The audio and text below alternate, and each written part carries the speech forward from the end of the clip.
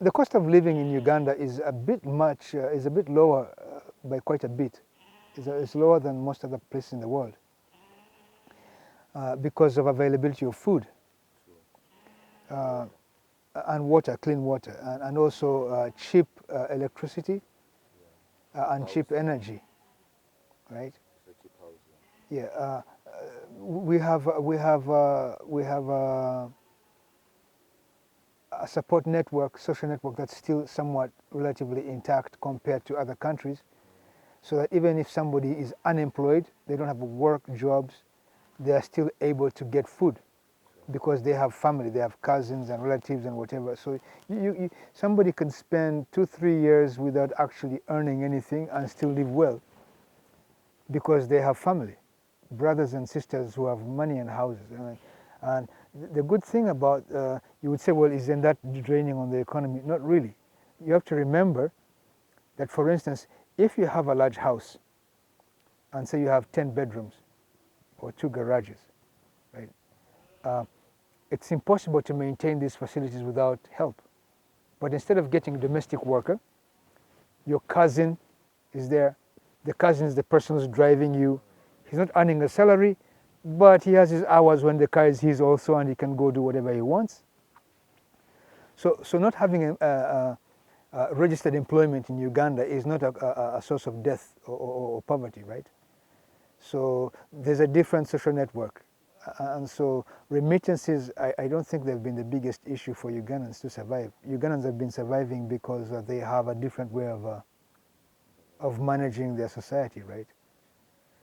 And unfortunately, maybe that's coming under stress lately because increasingly people are being required to have, clear employment or identification cards, or the way they're walking around and getting things done. Declare where your money is coming. Yeah, you have to declare where your funds are coming from. If you're going to get certain types of jobs, or if you want to travel abroad, things like that. I think that those constraints are now forcing people to live differently and more expensively. But things are still cheap relative to the rest of the world. Rents are cheaper in Uganda relative to the rest of the world. But I know, for instance, now they're saying that landlords now are going to have to pay taxes. Yeah, they actually pay. They actually pay. In Kampala. Yeah, and the taxes are going up. Yeah, they're going up every year. Yeah. Now, the problem with that is that it's going to force renters to pay more money. Now, if those renters don't have work, they're going to become homeless, right? Which is not a problem we've been having because rents have been so cheap for a long time. I mean, you could rent a house in Kasese even now for 20,000 shillings. 20,000 shillings is how many dollars? Divide by 4,000 is what? 5? So imagine paying rent for $5 a month. That means you have a roof over your head and a door and a bed and to sleep. There is no other place. There's no place in North America that does that. It's extremely unusual. So these houses are there mostly as placeholders to allow landlords to continue having some sort of income.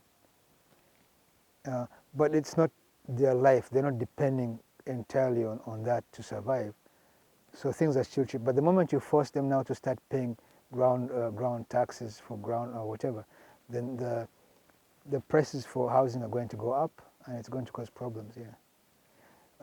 But then I think that maybe the higher rates of tax, if they are going to be able to transfer that money and give it out in terms of guaranteed income for people, then it will balance out eventually. Yeah.